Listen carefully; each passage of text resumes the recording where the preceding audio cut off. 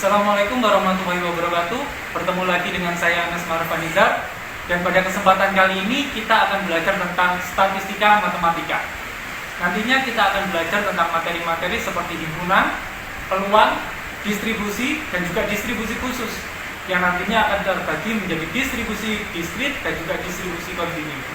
Untuk lebih lengkapnya silakan simak dan pahami video berikut ini. Oke, kalau sebelumnya kita sudah berbicara tentang gabungan, kemudian berbicara tentang irisan, kita akan berbicara operasi yang berikutnya yaitu komplement. Nah, gini. Komplement ya. Komplement itu banyak simbol-simbolnya. Nah, sekarang saya akan kasih definisinya terlebih dahulu. A komplement adalah himpunan. Ini definisinya ya. C itu namanya komplement. C ini C. Tulisannya itu ada di atas. A komplement adalah himpunan yang anggotanya ada pada S. Jadi ada pada himpunan semesta. AC atau A komplement adalah himpunan yang anggotanya ada pada S tapi bukan anggota bukan anggota dari A. Intinya seperti itu. A komplement adalah himpunan yang anggotanya ada pada S tapi bukan anggota dari A. Intinya seperti itu. Kalau mau dituliskan dalam bentuk notasi matematika, A komplement adalah himpunan X itu elemennya S, gitu ya. Tetapi X itu bukan elemen A. Intinya gitu. Elemennya S tapi bukan elemennya A. Namanya A komplement. Misalkan saya kasih contoh. Misalkan kita berbicara tentang himpunan bilangan 1, 2, 3, 4, 5. Misalnya kayak gini. Ini himpunan semestanya. Kemudian A-nya itu adalah 1, 3, 5. Bilangan ganjil kurang dari 7 atau kurang dari 6. Maka A komplementnya gimana? A komplementnya adalah dia anggotanya dari S tetapi bukan pada A. Kalau 1 itu ada pada A. 3 ada pada A. 5 ada pada A. Oh sorry, ini kurang gini ya. Tapi bukan anggota dari A. Kan ini? Tapi bukan. Bukan itu kan langsung dicoret. Bukan anggotanya A. Berarti bukan 1, bukan 3, bukan 5. Tetapi ada pada S. Berapa berarti? Ya berarti hanya 2 dan 4. Selesai. Ya. Kalau misalnya saya punya B, B-nya itu adalah berapa ya? 1, 2, 3, 4 misalnya. Maka B komplementnya gimana? B komplementnya adalah ya sudah hanya 5 saja. Karena B komplement artinya kan anggotanya adalah anggota dari S yang tidak merupakan anggota pada B.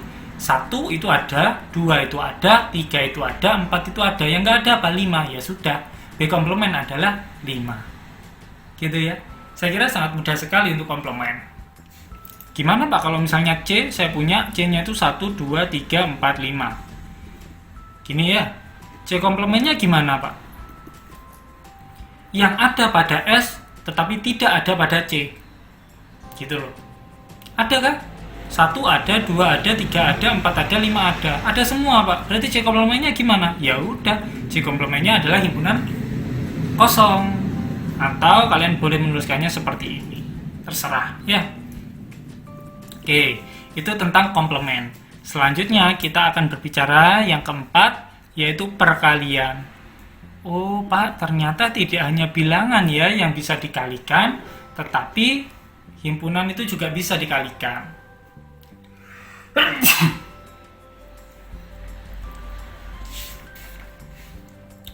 Oke, sekarang perkalian dua bilangan. Langsung saya tuliskan definisi dalam bentuk notasi matematisnya ya. Kalau yang tadi kan notasi matematisnya seperti ini definisi juga. Tapi yang ini itu yang matematis. Kalau perkalian, definisinya seperti ini. Langsung saya tuliskan yang matematis. Bilangnya bukan A kali B. Bolehlah kalian nulis, menyebut ini A kali B, tetapi biar high class kayak gitu ya, kalian bisa menyebut ini A cross B ya, A cross B. Lalu A cross B itu didefinisikan seperti apa? A cross B itu didefinisikan sebagai pasangan terurut, ya, pasangan terurut A1, B2. Nah, kayak gini, atau BI gitu aja boleh. Kalian boleh menyebutkan itu menjadi BX, boleh, B atau A, B gitu aja juga sudah boleh. Di sini biar aman saya kasih BX ya.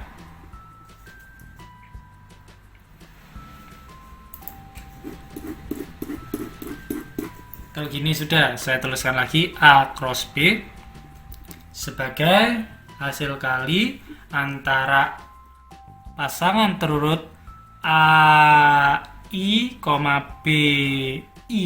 Nah, gini, AI, BI atau AI, BJ terserah kalian, cuma masalah simbol ya.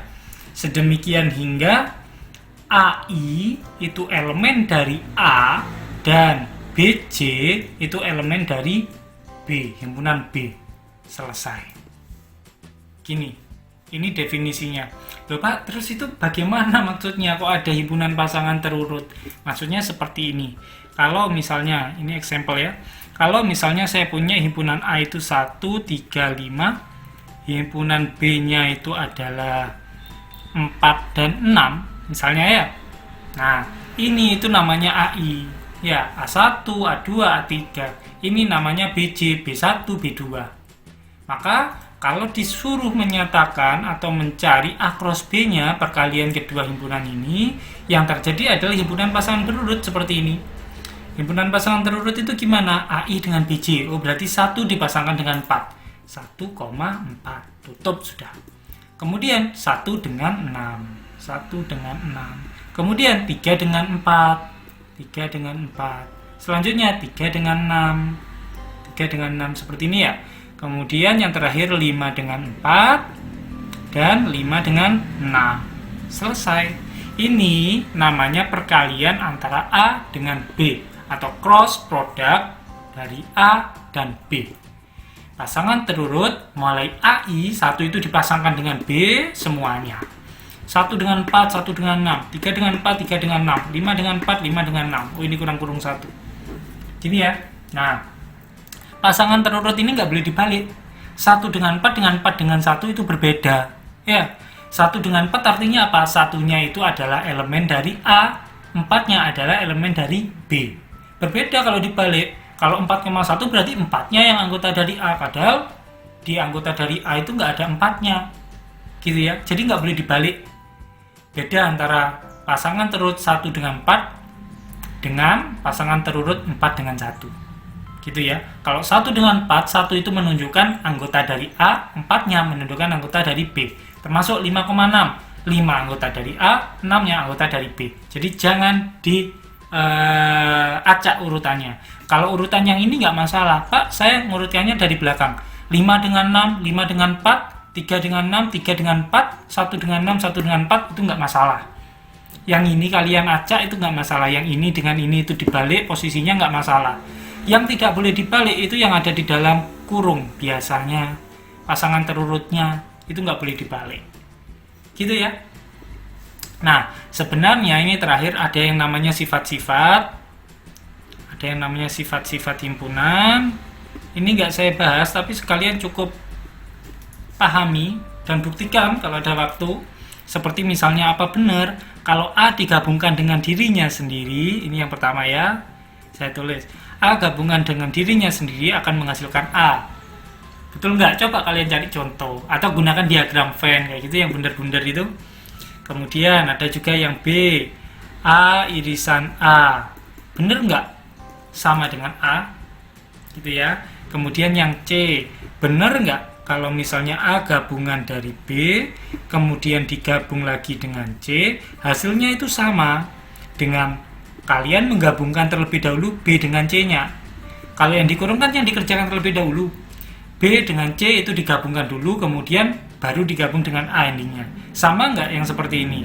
Ini dengan ini. Begitu juga dengan irisan. Sama nggak kalau misalnya A iris B itu dikerjakan terlebih dahulu, baru diiris dengan C, dengan kamu mengerjakannya B dan C-nya yang diiriskan, baru diiriskan dengan A. Gitu ya. Kemudian ada lagi Misalkan seperti ini, A gabungan B irisan C. Wah, ini sudah kompleks ya. Jadi B dan C itu diiris terlebih dahulu, baru digabungkan dengan A. Apakah ini sama dengan A gabungan B diiris A gabungan C? Apakah ini sama? Kayak gitu. Jadi ini nanti kalian buktikan menggunakan diagram Venn saja sementara. Nanti kalau di mata kuliah analisis real, kalian akan membuktikan menggunakan bukti langsung namanya. Kemudian ada lagi bahwasanya A gabungan dengan himpunan kosong akan menghasilkan A itu sendiri. Kayak gitu ya. Ada juga DFG, A kalau diiriskan dengan himpunan kosong maka akan menghasilkan himpunan kosong. Itu DFGH. Ada A kalau digabung dengan B kemudian hasilnya itu dikomplementkan, maka akan sama dengan A komplement diiris dengan B komplement. Jadi ini nanti harus kalian buktikan. Untuk mata kuliah statistika matematika, karena himpunan itu sifatnya pengantar, ini cukup kalian buktikan dengan apa? Diagram Venn saja. Diagram Venn saja. Perlu ditambah contoh juga boleh. Gitu ya. Mungkin itu saja untuk bab tentang himpunan. Terima kasih.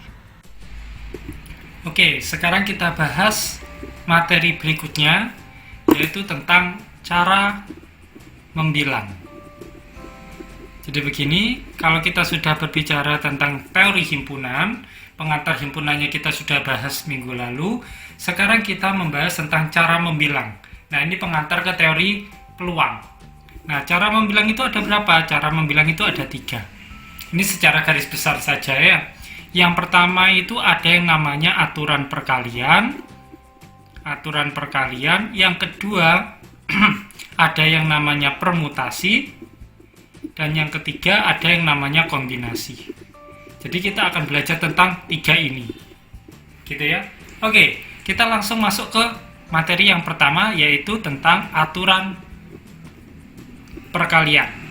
Nah, Pak, sebenarnya aturan perkalian itu bagaimana sih? Jadi begini, kalau misalnya sekarang ada perjalanan dari kota A ke kota B, itu ada 2 rute yang bisa dilalui. Ada rute A, jangan A lah, yang lain.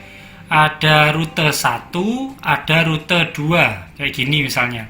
Sedangkan dari B ke C, dari kota B ke kota C, itu ada 3.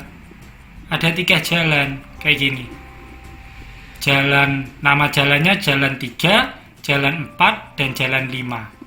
Sudah. Nah, sekarang pertanyaannya adalah berapa banyak cara atau berapa banyak rute yang mungkin dilewati oleh seseorang dari kota A menuju ke kota C. Jadi dari kota A menuju ke kota C. Ada berapa banyak rute yang bisa diambil? Ada berapa banyak rute? Berapa banyak rute yang bisa diambil? Yang bisa diambil. Nah, bagaimana? Bagaimana caranya? Boleh kita melihatnya dengan cara seperti ini. Pertama, 1, 2. Ya enggak? Dalam hal ini melewati jalur 1 kemudian melewati jalur 3. Itu cara yang pertama. Oke, jadi 1 kemudian 3. Oke, ini rute pertama. Ya, kemudian bisa juga melewati jalur 1 dilanjutkan dengan jalur keempat. 1 dengan 4. Ini jalur kedua. 1 kemudian 5. Ini jalur ke-3. Gitu kan? Ada juga 2 kemudian dilanjutkan 3. 2 ke 3 ini jalur ke-4. Kemudian 2 ke 4 jalur ke-5 dan 2 ke 5 jalur ke-6. Jadi kalau misalnya pertanyaannya ada berapa banyak rute yang bisa diambil, jawabannya adalah 1, 2, 3, 4, 5, 6. Ada 6 rute. Kayak gitu ya. Loh Pak, itu enak Pak kayak gini. Cuma ada 2. A ke B itu cuma ada 2 rute, B ke C cuma ada 3 rute, gitu kan? Jadi kita bisa buat kayak gini, satu-satu kayak gini, jadi kelihatan 6. Gimana Pak kalau misalnya ini itu ada banyak 5 rute misalkan, sedangkan yang di sini itu ada 6 rute misalkan. Apakah kita harus membuat seperti ini? Terlalu lama Pak kalau harus membuat seperti ini. Lalu bagaimana? Itulah yang diperlukan materi yang pertama, yaitu tentang aturan perkalian. Dalam aturan perkalian kita bisa mencari berapa banyak rute yang mungkin dilewati dari A ke C itu dengan cara perkalian. Caranya gimana? Coba kita lihat. Rute dari A ke B. Dari A ke B ya, dari A ke B. Itu ada berapa banyak cara? Ada 2 cara, yaitu kalian bisa melalui jalur 1, juga bisa melalui jalur kedua, berarti ada 2. Sekarang ini dari B ke C, ada berapa banyak rute yang bisa kalian ambil? 1, 2, dan juga 3, berarti ada 3. Selesai, 2 kali 3 berapa? 2 kali 3 hasilnya adalah 6. Selesai, pasti 6 ini akan sama dengan ini. Sama kan? Nah, 6 rute. Seperti itu. Itu namanya aturan perkalian. Jadi nanti ketika kalian anggaplah tugas ataupun ujian, kuis, kalian menghadapi soal seperti ini, nggak perlu dicek satu-satu seperti ini. Oh, kalau soalnya seperti ini, kalian harus menggunakan yang namanya aturan perkalian. Jadi yang ini 2, yang ini 3, 6. Kalau di sini 5 nanti, ya sudah 5, di sini 6 nanti, berarti di sini 6, 30. Pak, kalau ada lagi nyabang, misalnya ke kota D, misalnya ke sini ya, ada 2 lagi misalnya. Ada 2, misalnya ini jalur 6, ini jalur 7, ini ke kota D. Ya sudah, berarti 2 kali 3 kali 2. Di sini kan ada 2 jalur, yang ini ada 3 jalur, yang ini ada 2 jalur. 2 kali 3 kali 2 berapa? 2 kali 3, 6, 6 kali 2, 12, berarti ada 12 rute. Gitu ya, sangat mudah sekali menurut saya aturan perkalian. Ini juga sudah sering dibahas di bangku sekolah. Oke, kita lanjut ke contoh soal yang berikutnya. Ada lagi yang namanya aturan perkalian, itu dibahasnya seperti ini. Contoh kasusnya, maksud saya itu seperti ini. Misalkan di sebuah warung makan itu ada beberapa menu. Ada menu makanan, nah gini ya, makanannya itu apa saja. Di sana ada menyediakan nasi pecel, ada juga soto, ada juga rawon, ada juga bakso. Gini ya. Kemudian ada juga dia menyediakan minuman. Minumannya itu ada yang namanya es teh. Ada yang namanya teh hangat. Kemudian ada yang namanya es jeruk. Kemudian apa lagi ya? Kalau es teh itu kan dingin ya. Sedingin sikapnya. Gitu. Oke, saya lanjutkan. Ada yang namanya apa lagi? Alpukat misalnya, jus alpukat. Sudah, misalkan ada ini. Kemudian ternyata ada menu lagi, namanya makanan ringan. Misalnya seperti ini. Makanan ringan. Ada apa? Kentang goreng. Ada kentang goreng. Kemudian ada lagi yang namanya pisang goreng. Kemudian yang terakhir itu ada yang namanya jamur crispy misalkan. Jamur crispy. Sudah. Jadi di dalam suatu warung itu menyediakan berbagai macam variasi makanan, minuman, sama makanan ringan. Kemudian datang seorang Andi. Andi itu datang ingin memesan satu makanan, satu menu makanan, satu menu minuman, dan juga satu menu makanan ringan. Makanan ringan. Tak singkat gini ya. Nah, kemudian ada pertanyaan tuh. Pertanyaannya adalah berapa banyak cara Andi bisa memesan makanan, minuman, dan makanan ringan. Kalian bisa, kemungkinan pertama. Sangat mungkin sekali Andi memesan nasi pecel, saya singkat NP.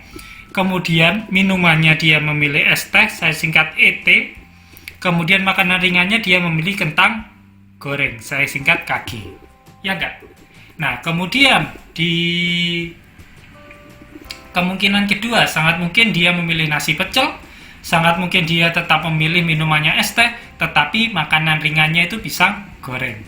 Ya enggak? Nah, sekarang pertanyaannya adalah berapa banyak cara yang bisa dia pesan? Ada berapa banyak makanan, minuman, makanan ringan yang bisa dia pesan?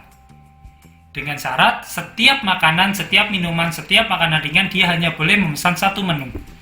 Nah, yang seperti ini kamu data sudah banyak. Ya enggak? Nah, permasalahannya karena di sini ada banyak sekali, akan semakin lama kalau kamu mendatanya. Untuk itu, kamu bisa juga menggunakan aturan perkalian dalam contoh kasus yang seperti ini. Aturan perkaliannya bagaimana, Pak? Makanannya ada berapa? Makanannya itu ada 1, 2, 3, 4. Ada 4. Oke, kali minumannya ada berapa? 1, 2, 3, 4. Ada 4. Makanan ringannya ada berapa? 1, 2, 3. Oh, ada 3 ternyata. Sudah selesai. Tinggal mengkalikan saja. 4 kali 4 berapa? 16, Pak. 16 kali 3 berapa? 6 kali 3, 18. Nyimpen 1. 1 kali 3, 3. 3 tambah 1, 4. Oh, berarti Andi memiliki pilihan sebanyak 48 cara. Gitu ya. Andi memiliki pilihan menu makanan yang bisa dipesan adalah sebanyak 48 cara. Kayak gitu ya. Itu aturan perkalian. Saya kira sangat mudah. Kemudian ada lagi contoh-contoh soal lagi. Kita hanya bermain-main di contoh soal ya. Kayak tadi pertama kita bermain-main tentang contoh soal rute jalan. Kemudian ada yang namanya makanan, menu makanan gitu ya. Sekarang kita akan bermain-main lagi dengan judul plat nomor. Gini ya, plat nomor. Nah, yang namanya plat nomor kita tahu. Anggaplah plat nomor di daerah Jember. Di daerah Jember itu kan biasanya gini plat nomornya. 1, ini huruf ya, ini huruf. Kemudian 1, 2, 3, 4. Ini angka, ya enggak? Ini angka, kemudian ada 2 biasanya terakhir itu huruf juga. Huruf. Nah, gini. Nah, pertanyaannya adalah sebenarnya berapa banyak sih plat nomor yang bisa dibuat? Ingat ya, plat nomor itu kan unik. Artinya satu kendaraan hanya memiliki satu plat nomor yang berbeda dengan kendaraan lain. Ya enggak? Kalau kita berbicara tentang Jember, maka depannya itu pasti P. Gitu kan? Nah, sekarang pertanyaannya ada berapa banyak plat nomor yang bisa dibuat?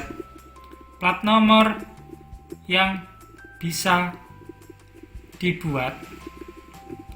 Nah, bagaimana ini? Kalian lihat.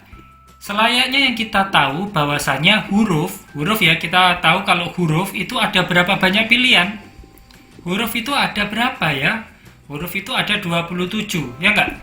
A, B, C, D, E, F, G, H, I, J, K, L, M, N, O, P, Q, R, S, T, U, V, W, X, Y, Z. Maaf, 26 ya? 26 atau 27? Coba saya ulangi. A, B, C, D, E, F, G, H, I, J, K, L, M, N, O, P, Q, R, S, T, U, V, W, X, Y, Z. Oke, ada 26. Sedangkan kalau angka itu ada berapa? Angka itu ada berapa pilihan kalau angka? Mulai dari 0, 1, 2, 3, 4, 5, 6, 7, 8, 9.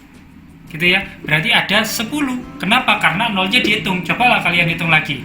0, 1, 2, 3, 4, 5, 6, 7, 8, 9, 10. 10 enggak. Soalnya kan ini digit angka. Setiap tempat di sini hanya berisikan 1 digit angka. Kalau 10 itu kan 2 digit angka, jadi nggak usah. 1, 2, 3, 4, 5, 6, 7, 8, 9, 10. Oke, pasti ada 10 angka yang bisa kita bentuk. Nah, sekarang kira-kira di tempat pertama, gini ya, ini kan plat nomornya terserah. Plat nomor yang bisa dibuat. Tempat pertama, ini tempatnya angka. Ya enggak? Ini tempatnya angka. Kalau kalian mau membuatnya misalkan 9999 hurufnya AA, boleh. Ya, 9999 AB. 9999 AC, seperti itu seterusnya, mau didata boleh, tetapi kan terlalu lama. Cara mudahnya seperti apa? Cara mudahnya adalah menggunakan aturan perkalian yang sedikit dimodifikasi. Ingat, tempat pertama, tempatnya angka, ya enggak? Tempatnya angka. Sekarang kita bisa menaruh berapa angka di sini? Angka apa saja yang bisa kita taruh di sini? 9 boleh nggak ditaruh di sini? Oh, sangat boleh, Pak. 8 boleh, 7 boleh, 6 boleh, 5 boleh, 4 boleh, 3 boleh, 2 boleh, 1 boleh. 0 boleh nggak ditaruh di depan? Pernah lihat nggak ada plat nomor depannya itu 0? Nggak ada kan? Karena nggak ada berarti 0 nggak boleh muncul di sini. Berarti ada berapa banyak angka yang boleh masuk ke sini, yang boleh menempati ruang ini? 1, 2, 3, 4, 5, 6, 7, 8, 9. Berarti di sini ada 9 angka yang boleh. Gitu ya. Sekarang ini tempat kedua, masih angka ya. Kira-kira ada berapa banyak angka yang boleh mengisi tempat ini? 9 boleh? Boleh. 8 boleh? Boleh. 7 boleh? Boleh. 6 boleh? Boleh. 5 boleh? Boleh. 4 boleh? Boleh. Dan seterusnya sampai 0. Boleh nggak 0 aja di tengah? Ya sangat boleh, Pak. Saya pernah melihat kok, Pak. Ada plat nomor yang huruf keduanya, angka keduanya itu 0. Kalau boleh, berarti ada berapa banyak bilangan yang bisa menempati angka ini? 1, 2, 3, 4, 5, 6, 7, 8, 9, 10. Oh, berarti di sini ada 10. Ada 10 bilangan. Kalau tempat ketiga ada berapa banyak? Sama, semuanya juga boleh, Pak, masuk di situ. Oke, berarti tulis 10. Tempat keempat, semuanya boleh masuk? Boleh, Pak, tempat 10. Gitu ya, karena ada 10 kemungkinan. Bisa 0, bisa 1, bisa 2, dan seterusnya sampai 9. Sudah, sekarang huruf. Huruf di sini. Huruf di sini, itu berapa banyak huruf yang bisa masuk ke sini? Apakah dari 26 itu semuanya boleh masuk? Jawabannya adalah boleh. Oh, berarti ya udah 26. Huruf kedua sama, Pak. Wong saya pernah lihat kok ada plat nomor itu yang belakangnya AA gitu. Oh, berarti 26 juga. Berarti ada berapa banyak plat nomor yang bisa dibentuk? Ya sudah. Berarti hasil perkalian antara 9 kali 10 kali 10 kali 10 kali 26 kali 26. Gitu ya. Jadi berapa banyaknya itu ada 9.000 dikalikan 26 pangkat 2. Silahkan kalian hitung menggunakan kalkulator. Gitu ya. Saya rasa sangat mudah sekali. Oke, saya lanjutkan. Bagaimana kalau misalnya kasusnya sedikit saya ubah? Kalau yang tadi itu kasusnya adalah membuat plat nomor. Sekarang masih membuat plat nomor, tetapi ada syaratnya nih plat nomornya. Masih tentang plat nomor di daerah Jember. Tetapi ada orang kaya nih, dia mau bikin plat nomor, ya, mau bikin plat nomor, tetapi dia kepingin angkanya di sini itu tidak boleh berubah. Tidak boleh sama. Angkanya yang ada di sini tidak boleh sama. Kalau hurufnya, Pak, hurufnya dia terserah, mau sama atau enggak terserah. Gitu ya. Yang penting angka-angka yang ada di sini tidak boleh sama. Lalu bagaimana kalau angka-angkanya tidak boleh sama? Ya sudah, kita lihat lagi menggunakan cara yang tadi. Tempat pertama, ini kan angka ya. Dari 0 sampai 9 yang boleh masuk ke sini itu berapa saja? 0 kan nggak boleh masuk karena angka pertama. Gitu kan? Berarti ada berapa banyak angka yang bisa masuk menempati ruang ini? 1 sampai 9. Ada berapa? Ada 9. Terlihat masih sama saja. Kemudian lihat tempat kedua. Tempat kedua sekarang yang boleh menempati ini ada berapa banyak bilangan? Nah, Pak, sekarang 0 boleh, 1 boleh, semuanya boleh, Pak. Berarti kan 10 harusnya. Iya, harusnya 10 kalau melihat cara yang tadi. Tetapi yang ini tidak boleh berulang ya, saya kasih keterangan. Biar ingat terus. Tidak boleh berulang. Tetapi kepengennya tidak boleh berulang. Artinya angka yang ada di sini yang sudah dimasukkan ke dalam tempat yang pertama tidak boleh lagi dimasukkan ke tempat yang ada ke tempat kedua. Andai kata 4-nya itu masuk ke sini. 9 ini bukan angkanya 9 loh ya, tetapi ada 9 angka, 9 macam angka. 9 macam angka yang bisa ditaruh di sini.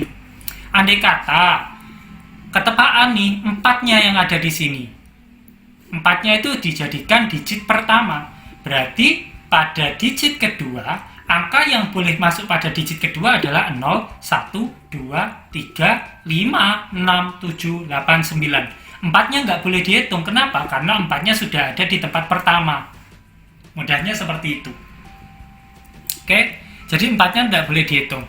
Pak, itu kan kalau 4, kalau misalnya ternyata yang di tempat pertama adalah 7, ya sama saja, berarti 0 boleh masuk ke tempat kedua, 1 juga demikian, 2, 3, 4, 5, 6 boleh masuk, 7 nggak boleh, tetapi 8, 9. Ada berapa banyak? 1, 2, 3, 4, 5, 6, 7, 8, 9. Oh, ternyata ada 9 macam angka yang boleh menempati tempat kedua. Gitu ya. Sekarang sudah ada 9 macam angka. Selanjut ke tempat yang ketiga. Ada satu angka di sini yang sudah ditaruh di tempat pertama. Satu angka lagi yang berbeda dengan angka yang ke-1 itu ditaruh di tempat kedua. Sekarang sisanya ada berapa angka? Dari 10 digit ini, 10 digit angka ini, 2 diantaranya kan sudah ditaruh di digit pertama sama di digit kedua. Berarti tinggal berapa? Andai kata yang 9 ini digit pertama, ini 8 ini digit kedua, maka yang boleh ditaruh di digit ketiga adalah 0 sampai 7. Berapa banyak itu? 0, 1, 2, 3, nah itu ya, 1, 2, 3, 4, 5, 6, 7, 8. Oh, ternyata ada 8, Pak. Kalau digit keempat, anggaplah ini digit pertama, ini digit kedua, ini digit ketiga. Berarti yang ini kan ditutup seperti ini. Berarti ada berapa banyak angka yang boleh menempati tempat keempat? Jawabannya adalah 1, 2, 3, 4, 5, 6, 7. Selesai, 7. Tadi hurufnya gimana, Pak? Boleh berulang? Boleh. Dia nggak mau pesan hurufnya. Pokoknya angka yang ada di sini itu tidak boleh berulang. Kalau hurufnya berulang nggak apa-apa katanya. Berarti ya sudah, ada berapa banyak cara yang mungkin dimiliki oleh si pemesan plat nomor? Ya ada sebanyak 9 dikalikan 9 dikalikan 8 dikalikan 7 dikalikan 26 dikalikan 26. Tinggal ngitung sudah itu berapa. Gitu ya. Saya rasa sangat mudah sekali itu untuk tema tentang aturan perkalian. Oke, kalau sebelumnya kita sudah membahas cara membilang yang pertama yaitu aturan perkalian, sekarang kita akan membahas cara membilang yang kedua. Namanya adalah permutasi. Nah, apa itu permutasi? Permutasi adalah banyak cara kita untuk menyusun, menyusun objek dengan memperhatikan urutan. Jadi begini ya. Jadi permutasi adalah susunan objek dengan memperhatikan urutan. Contohnya bagaimana kalau misalnya memperhatikan urutan? Contoh kasus ya, yang pertama. Di dalam sebuah kelas, itu ada pemilihan pengurus kelas yang terdiri dari wakil, ketua, sekretaris, dan juga bendahara. Sudah. Nah, di sana ada sebanyak 20 siswa dalam kelas tersebut. Pertanyaannya adalah berapa banyak kemungkinan atau berapa banyak cara susunan pengurus kelas yang mungkin. Kelas yang mungkin terjadi. Nah, kayak gini. Berarti kan jawab.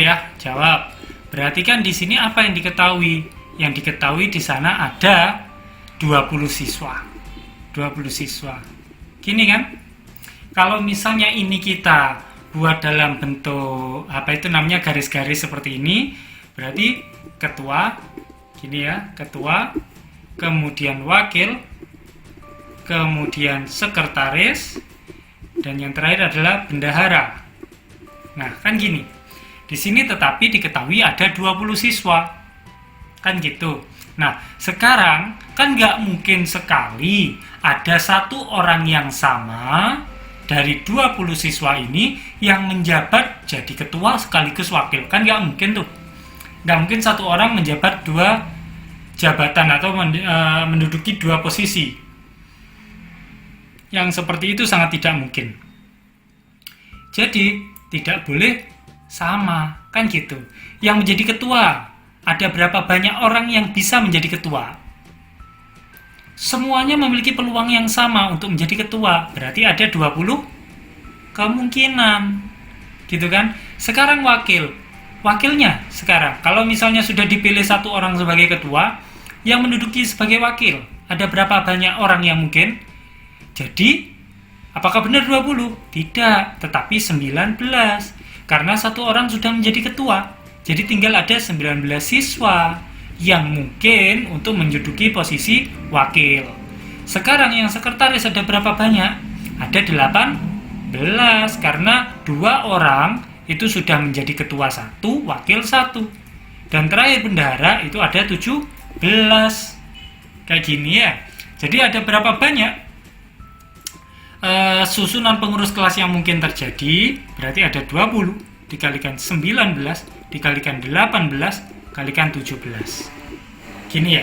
Nah, yang seperti ini itu setara dengan, kalau misalnya saya mau nulis seperti ini kan boleh 20 kali 19 kali 18 kali 17 kali 16 kali 15 dan seterusnya sampai saya kalikan dengan 1.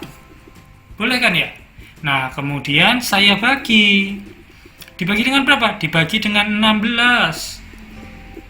Dikalikan 15, dikalikan 14, dikalikan 13, dan seterusnya sampai dikali 1. Toh 1 ini dicoret, 2 dicoret, sampai 13 dengan 13, 14 dengan 14, 15 dengan 15, 16 dengan 16. Endingnya kan sama, hanya ini saja. Gitu toh? Sama dengan ini. Ya enggak? Cuma ini bentuk lainnya, bentuk penulisan lain dari yang ini. Oke? Jadi 20 kali 19 kali 18 kali 17 kali 16 sampai 1 itu kan sama dengan 20 faktorial. Gitu kan? Jadi 20 faktorial itu 20 kali 19 kali 18 dan seterusnya sampai 1. Kalau 5 faktorial ya sudah 5 kali 4 kali 3 kali 2 kali 1. Selesai. Nah sekarang yang ini. Ini tuh apa ini? Pak, itu sama dengan 16 faktorial. Oh iya, ternyata ini sama dengan 16 faktorial. Ya, oke. Kita punya bentuk ini, kita simpan. Sekarang kita buat kasus yang kedua. Kasus yang kedua, andaikan soalnya identik nih. Cuma diketahui siswanya bukan lagi 20, tetapi siswanya adalah 15 siswa misalnya. Bagaimana kalau 15 siswa? Ya sudah Pak, bikin garis-garis dulu. Karena jabatannya tetap ketua, wakil, sekretaris, bendahara, berarti ada 4 garis. Yang menduduki posisi ketua ada berapa banyak? Yang mungkin 15. Kalau ketuanya sudah terisi, wakilnya ada berapa? Yang bisa menduduki jabatan wakil 14. Yang ini 13, yang ini 12. Otomatis di sini 15 kali 14 kali 13 kali 12. Gini kan? Ya. Nah, kalau sudah seperti ini kan sama halnya dengan apa? Dengan 15 kali 14 kali 13 kali 12 kali 11 dan seterusnya sampai kali 1 gitu ya, dibagi dengan 11 kali 10 kali 9 dan seterusnya sampai 1. Toh endingnya kan tinggal ini. Yang ini dicoret dengan ini, 10 ini dicoret dengan sini, kan gitu seterusnya. Nah, yang ini itu sama dengan 15 faktorial dibagi dengan berapa? 11 faktorial. Melihat kesamaannya enggak? Antara bentuk yang pertama dengan bentuk yang kedua, dengan melihat ininya tentunya. Dengan melihat soalnya. Apakah kalian sudah menemukan polanya? Oh, Pak, saya tahu. Ternyata kalau ini 20, yang atas juga 20. Sama Pak ternyata. Ya enggak? Kalau ini 15, ini 15. Sama juga Pak ternyata. Oke, itu pola yang pertama. Jadi yang diketahui itu selalu sama dengan pembilangnya. Ya, dalam hal permutasi nih. Ya, dalam hal permutasi. Oke, saya lanjutkan. Nah, terus 11 itu dari mana ya? 16 itu polanya dari mana ya? Coba. Ini ada berapa posisi? 1, 2, 3, 4. Itu 16. Ini sama-sama ada 4 posisi, tetapi 11. Kira-kira dari mana ya? Oh, mungkin karena ada 4 posisi, berarti 20 dikurangi 4. Hasilnya 16, toh? Benar. Gimana kalau ini? 15 dikurangi 4. Berapa hasilnya? 11. Oh iya, ternyata benar seperti itu polanya. Ya enggak? Jadi, apa yang mau saya sebutkan, apa yang mau saya ungkapkan, permutasi susunan objek dengan memperhatikan urutan, itu kita bisa membuat suatu formula yang general. Kalau misalnya, ini kan diketahui 15 siswa, ini diketahui ada 20 siswa. Misalkan, ada N objek atau ada N siswa. N objek atau N siswa. Gini ya. N objek atau N siswa mau dipilih sebanyak K tempat atau K posisi. Boleh, terserah. K tempat atau K posisi. Maka permutasi yang mungkin biasanya ditulis seperti ini tuh kalau permutasi. N permutasi K. Bacanya gimana? Dari N objek akan dipilih K orang atau K tempat, terserah. Kebetulan di sini kan berarti ada K tempat atau K orang, dipilih 4 orang kan? Ya enggak? Nah, 4 orang itu kalau misalnya A, B, C misalnya. A-nya itu jadi ketua, B-nya jadi wakil, C-nya jadi sekretaris, dan D-nya jadi bendahara. Gini ya. Ini tidak sama dengan B, A, C, D. Beda kan? Beda, jelas beda. Apa yang membedakan? Yang membedakan adalah pada barisan ini A-nya itu menjadi ketua, B-nya menjadi wakil. Kalau yang sebelah sini B-nya yang menjadi ketua, A-nya yang menjadi wakil. Jadi itu permutasi. Susunan objek dengan memperhatikan urutan, gitu ya. Jadi A, B, C, D dengan B, A, C, D itu berbeda. Soalnya yang dilihat adalah posisinya nih. Dia sebagai ketua, dia sebagai wakil, sekretaris, dan bendahara. A sebagai ketua dengan B sebagai ketua kan jelas posisi yang berbeda. Jadi dihitung sebanyak 2 kemungkinan kalau yang ini ya. Oke, saya lanjutkan. Jadi untuk permutasi ketika ada N objek, dalam kasus yang barusan ada sekian siswa gitu ya. Kemudian ada K tempat atau mau dipilih 4 orang. 4 tempat kayak gitu ya. Jadi kita bisa menuliskannya atau menggunakan rumus N permutasi K. Menuliskannya seperti ini. Ada lagi yang menuliskannya seperti ini di buku itu. Nah, seperti ini. Tapi cara bacanya tetap N permutasi K. Gitu ya. Kemudian apa rumusnya, Pak? Lihat aja, kalau di sini 15, berarti di sini 15 faktorial. Kalau di sini N objek, berarti di sini N faktorial. Selesai. Kemudian per berapa? Ini 11. 11 itu kan didapat dari 15 dikurangi 4 tempatnya ya. Termasuk ini 16, itu didapat dari 20 dikurangi 4. 4 itu tempatnya, gitu ya. Berarti kalau di sini, berarti N, Pak. N kurangi berapa? Kalau di sini kurangi 4 karena ada 4 tempat. Kalau di sini, ada K tempat, Pak. Berarti N dikurangi K. Ingat, di sini ada tanda faktorial. Kasih tanda faktorial. Selesai. Ini yang namanya rumus permutasi. Yang kalian kenal dan ada di buku-buku. Asal-usulnya seperti ini. Gitu ya. Jadi ini yang namanya permutasi. Pak, gimana kalau misalkan ada contoh kedua. Contoh kedua. Dari contoh kedua itu ada 5 orang, Pak. Ada 5 orang. Nah, ada 5 orang. Terus strukturnya itu ada ketua, ada wakil, ada sekretaris, ada bendahara, ada pembantu umum, saya singkat PU gitu ya. Nah, kalau tadi enak tuh, ada N objek, ada K tempat. Artinya apa? Artinya ada N siswa, mau dipilih sebanyak K siswa yang menempati posisi ketua, wakil, sekretaris, bendahara. Sekarang N-nya itu berapa ini? Diketahui. Gini kan? N-nya berapa? N-nya itu sama dengan 5, karena ada 5 orang. Kalau K-nya berapa K-nya? Ketua, wakil, sekretaris, bendahara, dan pembantu umum. 1, 2, 3, 4, 5. Ada 5 juga, Pak. Gitu ya. Lantas kita menggunakan apa? Tetap menggunakan permutasi. Ya sudah, kita tuliskan 5 permutasi 5. Atau boleh nuliskannya gini. Jadi hasilnya apa? 5 faktorial dibagi dengan N-nya 5 dikurangi K-nya juga 5 faktorial. 5 faktorial dikurangi 0 faktorial. 0 faktorial itu berapa? 0 faktorial adalah 1. Sudah selesai. Berarti 5 faktorial. 5 faktorial dibagi 1 ya. Ya tetap 5 faktorial. Artinya 5 faktorial itu kan 5 kali 4 kali 3 kali 2 kali 1. Pak, apakah kalau seperti ini harus selalu menggunakan permutasi? Silahkan. Karena kalian sudah punya rumus yang ini, kalian bisa langsung menggunakan cara ini. Selesai. Andai kata kalian tidak punya cara ini, kalian juga bisa menggunakan cara manual. Gini ya, karena ada ketua, wakil, sekretaris, bendahara, dan pembantu umum, berarti ada 5 tempat. Ada 5 orang.